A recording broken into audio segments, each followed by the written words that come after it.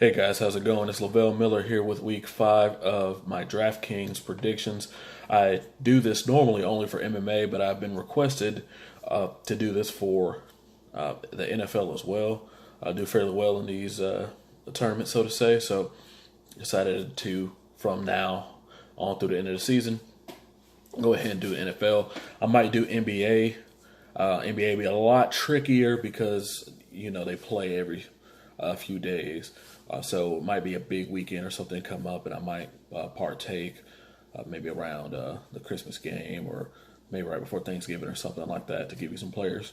But so without further ado, let's get into it. I'm sure a lot of you guys, if you watch this video, you've already done DraftKings before. So DraftKings is a PPR format, which means players get points for receptions, unlike FanDuel. So when you pick players, and specifically the ones that are receiving the ball, running backs, things like that, those are the ones who it goes to more. A running back may not get you a ton of points if you play in traditional fantasy lineups that don't do PPR, but in DraftKings they would, or how like my fantasy league is and how some other people's fantasy leagues are. They actually get points per reception, so the point totals might seem a lot higher than the ones that you see when you look at your weekly fantasy lineups. So, keep it in mind, it is a PPR. When I start naming some of the running backs and stuff a little bit later. So, this week coming up, there seemed to be a lot of great matchups. It was actually kind of hard to figure out who I want to pick. I don't want to do a lot of big name guys because these are guys that are going to be selected really high. And pretty much if you look at the DraftKings overall, when it shows you a percentage selected, the people who are selected the highest end up doing well. But if a lot of people pick them, you can kind of tell you guys are nickel and diamond for points when you look going up the roster because you're spending so much money on a lot of these bigger name players versus trying to go big here, go big there, and then, fill them out with a whole bunch of people that's going to give you what you need. There's problems when I first started playing DraftKings I ran into where I would want to max the salary. For example, if you guys have never played, you get $50,000 and you have to get the players within that $50,000. So I would feel some type of way if I had, $2,000, $3,000 left, that I was like, man, I need to go back and go get another big player. Well, that has bit me in the past before. So now when I go with my lineups, I just go with them. I'm going to start this off with the quarterbacks. Now, mind you, I don't have a lot because, like I said, there's a lot of great matchups this weekend for teams to possibly score huge points. So there are going to be names you've heard of on here, but then I'll give you reasons for some of the players why I pick. Some of them are more or less self-explanatory. So starting off with the quarterbacks, I got Matt Ryan. He's $6,600 this week at Pittsburgh. Tom Brady, $6,300. Plays tonight against the Colts at home. Drew Brees, $6,400. He plays Washington at home. Alex Smith, who plays the Saints, $5,900 at New Orleans. Andy Dalton, $5,900, home versus Miami. Derek Carr, $5,200 versus the Chargers. Josh Rosen, $4,700, playing at San Francisco. I don't know why I put that there. So, gave you the players, reasons why. Mainly, the Colts and the Patriots in history have normally been a high-scoring game. So that pretty much says that there. And also choosing Tom Brady is they have Julian Edelman back this week. So they've been suffering on offense without having a lot of people to go to. Gronk's been injured, double team, things like that. He has Julian Edelman back. They'll be able to do a lot of the diming things that they want to do and also go deep. So That's the reason why he picked him. Matt Ryan versus Pittsburgh, easy. Pittsburgh has a terrible defense. Matt Ryan with his weapons, Julio Jones, Calvin Ridley are going to tear it up. Only thing that's kind of wishy-washy about how their team is going to play is the run game, because both the running backs are currently injured. They are listed as questionable to play, but you never know. So Deontay Freeman and I forgot this man's first name, Coleman. Sorry about that. I don't know how I forgot his name. Tevin Coleman. They're both questionable. Deontay Freeman did practice, but Coleman did not. Sorry about that. It seems like it went out of focus for some reason. Anyway, so Coleman didn't practice on Wednesday. He might practice later today, so that might be subject to change. Drew Brees normally always does well at home, especially when it comes to a lot of these points. He gets his running back today, Mark Ingram. Obviously, Alvin Kamara has been doing fantastically well. So this is just going to enhance their offense even more. Or it could end up hurting them, and they may feel like they need to get Mark Ingram more involved with the run game, so they may not pass as much. Washington did seem like they did have a pretty good run defense. Actually, no, I'm sorry about that. They're 22nd. So that could be interesting. I think they're better off in the pass. One of them they're better in. Alex Smith, because historically, you play the Saints, Drew Brees scores a lot of points. The opposing quarterback scores a lot of points. So that obviously makes sense. And then if you're looking, once again, when you finish your roster, Drew Brees is 64, Alex Smith is 59. You could get a lot of value in Alex Smith at being 59 instead of focusing on Drew Brees with the 64. As you see, that gives you some wiggle room in regards to the points you may be looking at trying to get. $500. So Andy Dalton at home at 5,900. He's, like I said, I already gave you all these points earlier, but Andy Dalton has been having a quiet, really good year this year. The only problem with that is that he lost Tyler Eifert for injury, but he does have two other tight ends that'll be jockeying for position to actually play. CJ, what's his name? CJ Uzma was actually leading all the categories statistically, I believe, for them. And he's actually supposed to still be like the second tight end, but, I wouldn't trust that. I would definitely use him. Derek Carr is my sleeper for all these guys because he's $5,200. And I went ahead and I checked a bunch of these other lineups because I did the Thursday through Sunday, and I checked the Sunday through Monday games as well. And so all these prices are the same. So the quarterbacks this week are actually fairly cheap. So where you're going to look for your value or being able to spend higher on is on the wide receivers this week. But so Derek Carr's playing the Chargers. It's pretty much a home game because they both play in the same exact stadium currently right now. So I definitely would go with Derek Carr at that 5,200 with Jordy Nelson finally getting the swing of things,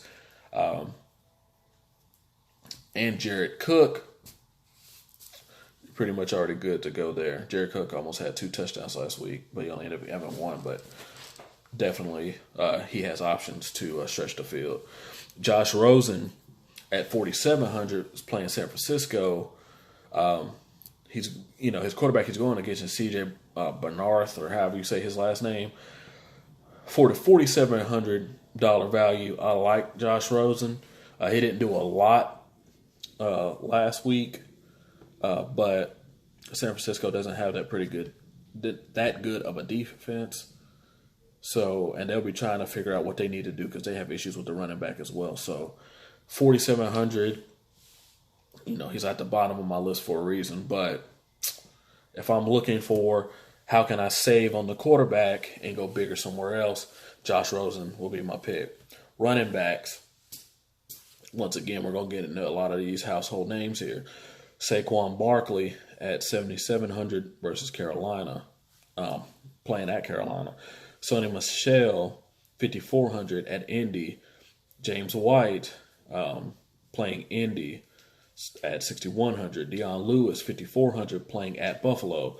Mark Ingram, 5,100, playing home against Washington. T.J. Yeldon, 5,600 at Kansas City. Patrick Lindsey, 4,800 at the Jets. Aaron Jones, 4,300 at Detroit. So with these running backs, Saquon, obviously, he's one of the most go-to options for that offense up there. For whatever reason, OBJ hasn't been able to really get it going, so they use Saquon a lot in the passing game and the running game against Carolina. So always trust him. He's going to get you about 20 points easily. Sonny Michel and James White. Now you might ask, why did I put both of these guys down and they both play for New England? Well, they both scored almost 20 points. James White, I think, did get the 20, and I think Sonny Michel was around 18 or so, almost 19 points. And mind you, they both play for the same team, but they do two different things. Sonny Michel had over 100 yards on the ground and had some passes. James White, I believe, only had one rush, but he had 10 targets in the passing game and got a touchdown as well. So, Sonny Michel, if people haven't been paying attention, he's been slowly getting his workload increased over time. So that's the reason why he's still cheap at that 5,400. And James White is at that 61. Now, once again, this brings back up the PPR format. If James White wasn't getting points for his receptions that he was getting, he would have scored less than Sonny Michel did, even though he had that touchdown and everything else, because his rushing yards and things like that. So this is where the PPR format kicks in. You can actually probably use both these guys tonight. Now, would you want to? I don't know, because James White can eat and Sonny Michel cannot. And if you always know how the Patriots are with Bill Belichick's offense, either one of these guys can be the feature or nothing at all. So, but both of them are pretty good selections, I believe. If you're deciding on one, you might want to go with Sonny Michel, cheaper route, 54, so you can spend money somewhere else. But James White is going to, if they're passing a lot tonight, which is, of course, it'll be a little too late. But James White is obviously, if you're looking for more PPR style, I would choose him. Because Dion may not, not Dion, but Sonny Michel may not actually get another 100-yard night, and he's not used often in the pass game. So the reason why I said Dion Lewis is playing Buffalo. He isn't being used as much as the lead running back anymore. He's getting a lot of passes, and this is because Derrick Henry is doing a little bit better. So I still like him at the $5,400 value. I'm going against Buffalo, the worst defense in the league. And so he can get a lot of those passes. Marcus Mariota can dink and dump to him. The only problem with this game is I don't believe a lot of points will be scored here overall. I think it'll be a 17-14 type game. But just because it's a 17-14 type game doesn't mean that Dion Lewis is not on the receiving end of two of those touchdowns. So I don't believe it'll be high scoring, but I like that matchup. Mark Ingram, the reason why he's on this list, this is his first game back coming from suspension, and he's at $5,100. So, like I said, what do the Saints do with this game? Do the Saints decide to keep going with the hot hand and run Alvin Kamara into the dirt? Or do they decide, hey, let's go ahead and choose to use Mark Ingram a lot more? Last year, they averaged about the same amount of touches a game. Now, with if they're short yardage situation, who's going to get the ball? Mark Ingram. If they're inside the 5 on the goal line, who's going to get the ball? Mark Ingram. they're not going to be using Mike Gillislee anymore. He might be cut. And plus, with the couple of fumbles he did already in the season, you saw that it was going back to Kamara over and over and over again. Mark Ingram has also been working on his hands. So now, with how they both can do with the ball, running in the inside, running on the outside, and catching, Kamara over the next couple of weeks, his DraftKings value will come down, and Mark Ingram's will go up, and they'll be equal to about the same. But right now, because the Mark Ingram is the unknown factor, Alvin Kamara's still way up there. He's still the highest priced running back, I think, at 96. So let me verify that. Yeah, he's at 96. He's the highest player overall. I'm not touching him, because if you want to use him, use Mark Ingram, because they will swap out a whole bunch this game, and a lot of guys who pick Kamara will definitely be hurt on that. That's not saying Kamara ain't gonna eat, but he's got to eat a lot for him to be worth 9,600 almost. He's averaging almost 40 points. He's not going to get close to that in my prediction now, since Mark Ingram's back.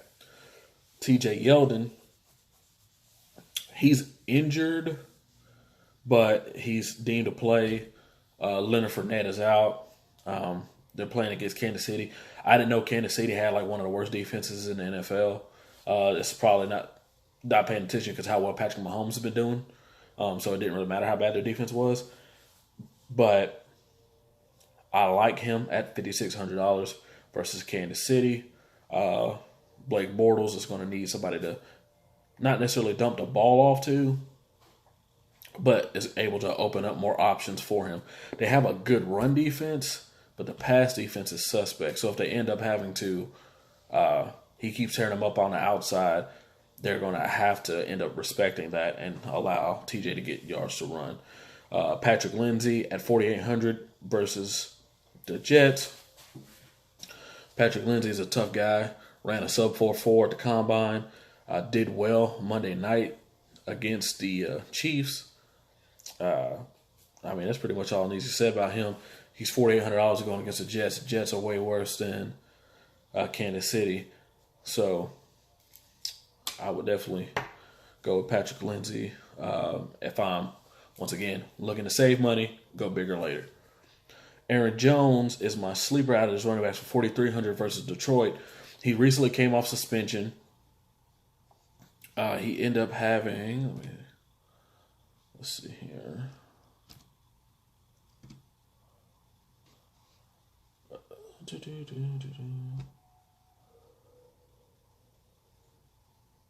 So last game, his first game at home, he ended up having a touchdown, 65 yards on the ground. He's going to get more and more touches. They're putting him back in the lineup. Aaron Rodgers has asked for him to be featured more. He has faith in his abilities. So I would definitely use him at the $4,300 versus Detroit. Detroit's not that good at all, and they're playing at home. If you notice, kind of on here, I like dome teams because I don't have to worry about the weather. I don't have to figure that stuff out. Now, it's hard to do that, but that's why there's some West Coast teams on here too, because of them playing in the sun. Less issues with regards to the weather. Always check the weather when you're looking at teams because the weather depends on how the teams play. It's just natural. If it's really windy and really rainy out there, they're not going to throw the ball a lot. They're going to run it a lot. It might be causing for more fumbles, but it's more trust in fumbles not happening than the quarterback slipping the grip on a loose ball because it's wet. Let's get to the wide receivers. So, a lot of options. A lot of options for wide receivers, obviously. But as long as this one guy is cheap, you're going to use him. And some of the players that I'm finna mention now with the quarterbacks and the wide receivers, it'll seem to go together. I like tandems. I don't like having a quarterback without a running back or wide receiver associated to him. Now, it depends on the type of running back it is, but you don't want something like Tom Brady go off for 400 yards and 3 touchdowns and you don't have the wide receiver to complement to it. You could have been doubling up on points or tripling up on points instead of singly getting points just because of him. But, sometimes you're lucky because you can pick wide receivers. You could ended up picking Andrew Luck, who I don't have on this list, that goes for 500 yards and 6 touchdowns, and you picked up Chester Rogers, for example, and he received all 5 touchdowns. And so, who knows? But anyway, so with the wide receivers, Calvin Ridley, 5,800 versus Pittsburgh. Why? Because Pittsburgh has a horrid pass defense. Enough said. Antonio Brown at 9,100 versus Atlanta. Because why not? It's AB. They're going against Atlanta. Atlanta's missing starters on defense. So he's going to eat. He's always seems to get his. And then at the 9,100, mind you, depends on how you're doing the game, how you'd like to play. Juju Smith-Schuster, is 7,500, also playing against Atlanta. Believe right now he's still the statistical leader for stats for wide receivers for that team. Why? Because AB draws doubles and triple teams. Somebody's on top of him. So that means, guess what? Juju's a lot of times is one-on-one, and he's beating these guys one-on-one. 7,500, can't beat that. Michael Thomas playing at home against Washington. So, like I said, this goes back into the combination thing, especially like I forgot to mention Matt Ryan, Calvin Ridley, Michael Thomas, Drew Brees. He didn't get to eat as much as he wanted to the last game. The Giants did a lot to slow down his availability. So Drew Brees had to go find other options, which is something else that you should notice.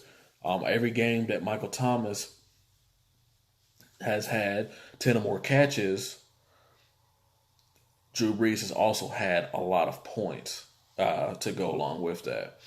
So this goes back and forth in regards of, like I'm saying, tit for tat. You have the quarterback, have the wide receiver match up with them. Jordy Nelson versus the Chargers for 4,500. Why did I pick Jordy Nelson? Jordy Nelson is finally now getting into his groove. And then, like I said, Derek Carr at 5,200. So, mind you, if you get Derek Carr and Jordy Nelson, at the 52-45 respectively, then you can also slide in you an AB at 9,100, and you can feel good about what you've done because you got a low quarterback that you believe is going to do well and a low wide receiver that you believe is going to do well. And that will complement you being able to get a higher priced wide receiver. That's what I would go big on this week is wide receivers, not necessarily running backs. Because, for example, Todd Gurley's playing the Seahawks. Seahawks still have a good defense, even though they got their issues, they're struggling. I wouldn't want, and he's at 94. So I wouldn't choose him. And then, like I said, Alvin Kamara is way overpriced this week at 9,600 with the fact that Mark Ingram's returning, in my opinion. I could eat my words. If I do, y'all can just go ahead and drop stuff in the comment box below. So, anyway, back to round off these last few. Chester Rogers, like I mentioned him, he's 4,400. He's playing against New England. T.Y. is hurt right now. Chester Rogers took the opportunity to put in work with that at 4,400. I would definitely like him tonight playing New England.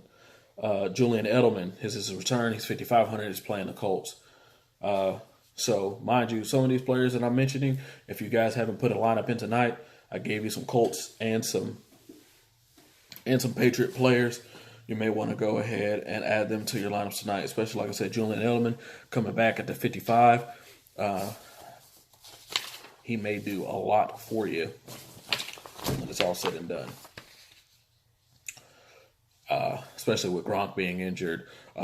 Josh Gordon might be another selective pick. He only got targeted twice. He only played 18 snaps his last game. So I didn't even bother looking at him yet. Now Julian Edelman's back. He may actually do a lot more because now they'll be able to figure out the offense. But until they figure out his actual role, I'm staying away from him. I know a lot of people picked him last week because they thought he was going to be the next return of the king, but he wasn't. So tight ends, I typically always go cheap on. There's not a lot of tight ends who get a lot of points.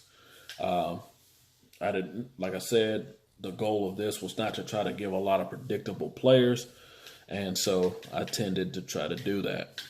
So Jared Cook's my first one, 4,800, playing the Chargers. Like I said, he's finally getting into the swing of things. Derek Carr is using him a lot more with the new John Gruden offense. Always a reliable target, so I would choose him. George Kittle, 5,400. The reason why I chose him is because he did very, very well last week, and he also was a college teammate of one Josh Rosen. So they already have their chemistry together. They know about how well he breaks on routes, places he's good at catching the ball versus not. So that is going to be Josh Rosen's number one target for a while now, and I believe that's what they knew when they got him to the team. He's playing with somebody he's familiar with. So until Josh Rosen gets his full swing involving Larry Fitzgerald or things like that, George Kittle will be his go-to. Vance McDonald. Oh my goodness, how did I forget who they're playing already? Yeah, they're playing the Falcons. So Vance McDonald for the past 2 games has had big catches for a lot of yards. I still do believe he's the second tight end behind Jesse James, but he's going to get you the points. It's hard to come by points a lot of times for tight ends. So Vance McDonald is definitely the choice. Once again, saves that money at that 3,700. And then here goes the sleeper of the tight ends. It's C.J. Uzomah at 2,900. Like I said earlier, Tyler Eifert is hurt. He ended up dislocating or breaking his ankle. So C.J. Uzomah has been leading the statistical category for the Bengals in receptions and yards. And he's still listed as the second tight end, I do believe. But who is he behind? Because this guy only has one. Tyler Croft.